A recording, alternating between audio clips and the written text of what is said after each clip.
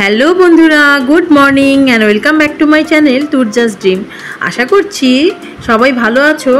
আজ মানডে, সকাল 10:30 বাজে। দেখো কি বৃষ্টি হচ্ছে শিলিগুড়িতে।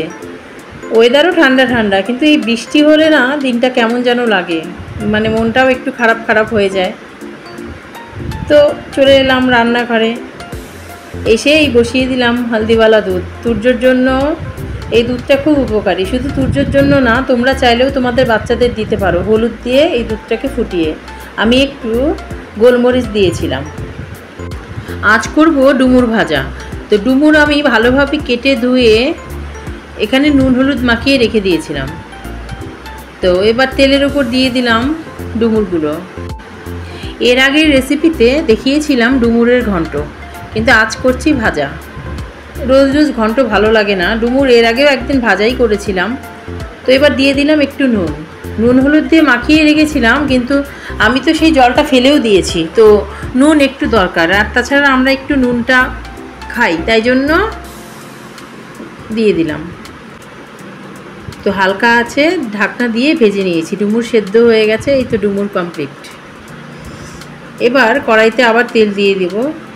এবার করব করলা কুমড়ো বটি। তো তার জন্য কড়াইতে তেল দিয়ে দিয়েছি কালো জিরে, তারপর দিলাম পেঁয়াজ কুচি আর কাঁচা লঙ্কা।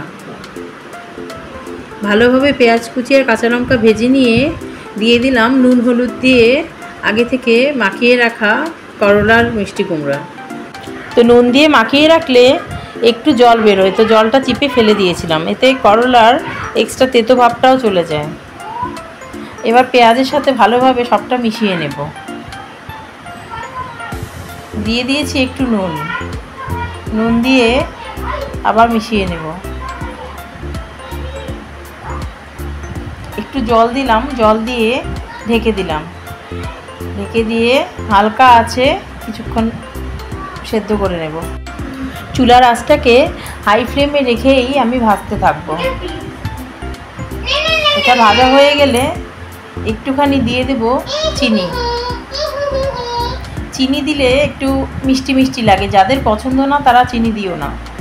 আমরা খাবারে যেই রান্নায় চিনি দেয়া যায় একটু হলেও চিনি দিই, সব রান্নায় দিই না, কিন্তু যাদের পছন্দ না তারা স্কিপ করে যেও। করলা কুমড়া ভাজা হয়ে গেছে, এবার নামিয়ে নেব। আবার কড়াইতে দিয়ে দিলাম তেল। আজ হবে ডিমের কারি। প্রথমে ডিমগুলোকে ভেজে নেব। তেলের মধ্যে আমি দিয়ে দিয়েছিলাম নুন হলুদ। এবার দিয়ে দিলাম বেটে রাখা মশলার মধ্যে রয়েছে পেঁয়াজ বাটা, আদা বাটা, হলুদ, নুন, আর রয়েছে কাশ্মীরি রেড চিলি পাউডার। বাস এতটুকুই। এখানে আমি এক্সট্রা করে কোনো মশলা অ্যাড করিনি, শুধু পেঁয়াজ আর আদা। ডিমের কারি যেহেতু, তো আমার মনে হলো তেলটা একটু লাগবে, তো তেল দিয়ে দিলাম। এই মশলাটা আমি বলছি আমার তরফ থেকে মনে হয় যে মিক্সিতে পেস্ট করলে যতটা না ভালো হয়, শিলনোড়ায় যদি একটু কষ্ট করে বেটে নেওয়া যায় রেসিপিটা খুব ভালো হবে। তো এই তো ডিমগুলো দিয়ে দিলাম।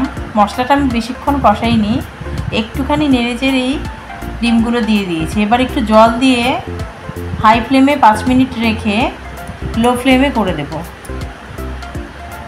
জল দিয়ে ঢেকে দেব আমি।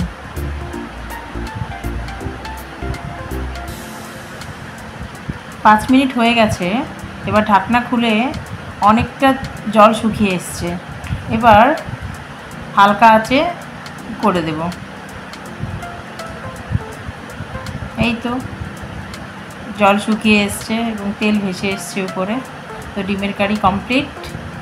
তোমরা একবার হলেও রেসিপিটি ট্রাই করো, কেমন লাগে জানিও। এই যে দুপুরে খাওয়া দাওয়া শেষে বিকেলবেলা তুর্য সাইকেল চালাচ্ছে বাইরে। তোমরা সবাই ভালো থেকো, সুস্থ থেকো, সাবধানে থেকো। আমার চ্যানেলটিকে যারা এখনও সাবস্ক্রাইব করোনি সাবস্ক্রাইব করে দিও। তো দেখা হচ্ছে নেক্সট আরেকটি ব্লগে। Thank you.